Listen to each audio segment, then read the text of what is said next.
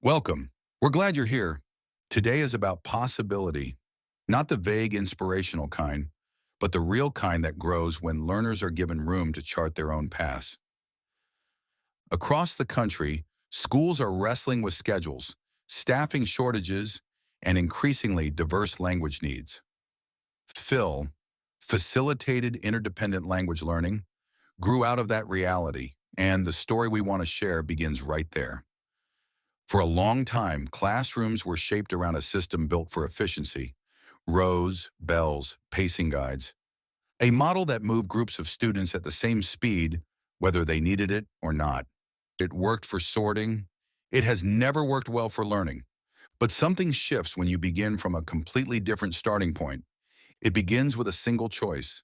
Imagine a room where learners choose the language they want to pursue, not the one the schedule assigned. When a learner makes a meaningful choice, everything afterward becomes more personal, more intentional, because it starts with something they truly want. To support that kind of growth, you don't need a scripted curriculum. You need a trellis. The can-do statements act like that trellis. They provide structure without dictating every move. They help learners see where they are and where they can go next. They support growth that is already unfolding. That support makes a different classroom possible. A classroom where one teacher can guide many languages. A classroom grounded in pathways instead of lockstep lessons. A classroom where the teacher becomes a learning architect, not a broadcaster. But when people first hear this, a familiar fear surfaces. They imagine chaos, a room dissolving into noise and disorder. This is the image people fear. But this isn't Phil. Phil is not 10 preps. It's not chaos. And it's not packets or headsets where everyone sits in front of a computer, working alone. To understand what Phil looks like, step into a real classroom. In Delaware, one Spanish teacher works with 23 learners studying 10 different languages. And the teacher isn't teaching those languages directly. No tests or quizzes over content, no assigned homework. Instead, learners are setting goals, tracking progress, working interdependently, and using tools thoughtfully. It's not isolation, it's interdependence. Learners support each other. They share resources. They check each other's work. The classroom culture invites collaboration because everyone is progressing in their proficiency with their chosen language, but not in the same way and not on the same timeline. And when a teacher isn't delivering 10 lessons, they're free to design the environment, coach learners, and intervene at exactly the right moments. They become the architect of the learning space.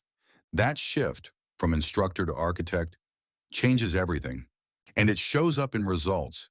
In that Delaware class, nearly half the learners working toward a proficiency-based credit met the state's 2-year language requirement on the stamp test in one semester in a block schedule. These weren't hand-picked students. The essential element in their application to be part of the class was validation of their capability to learn something on their own. They might have learned to play a musical instrument, learned how to code or create TikTok videos, or learned how to crochet or perfect a complex skateboard move. Now they were given the chance to pursue the language they wanted, with support that honored their agency. We know that different districts face very different challenges. Some can't find teachers in the languages their communities need. Some have trouble scheduling needed singletons or doubletons for upper division courses. Some have students exiting an immersion program, like DLI, with no good options for continuing.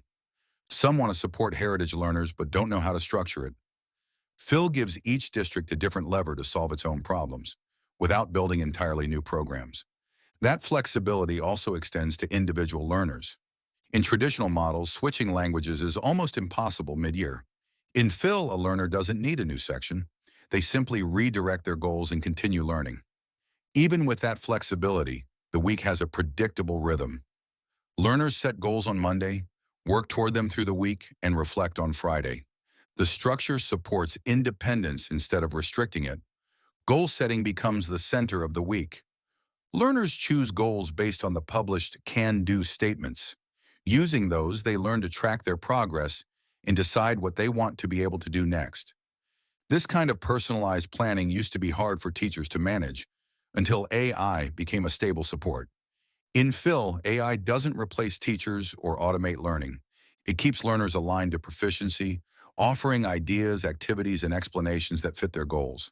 It frees the teacher to coach rather than constantly deliver content. And students can even practice for their required proficiency assessment by using AI tools so learners are set up for success. Students are free to use a range of tools, dictionaries, translation checks, chat-based AI, reading apps that personalize content for them. AI tools are not shortcuts but become supports. The tools aren't the point. The learning is the point. When districts see all of this, the flexibility, interdependence, structure, personalization, and results, two questions rise quickly. How could we adapt the approach to work here in our school or district? And what challenges could this help us solve? Those questions matter because when we start thinking in terms of pathways toward proficiency, rather than sections like the traditional French 1, German 2, or Spanish 3, new possibilities open up. We begin to see learners differently, not as passengers on a conveyor belt, but as individuals charting their own growth. Learning isn't a curriculum line that they are expected to follow. Learning is a path that they help forge and chart. Each learner brings unique strengths, roots that grow from their interests, heritage, background, and stories.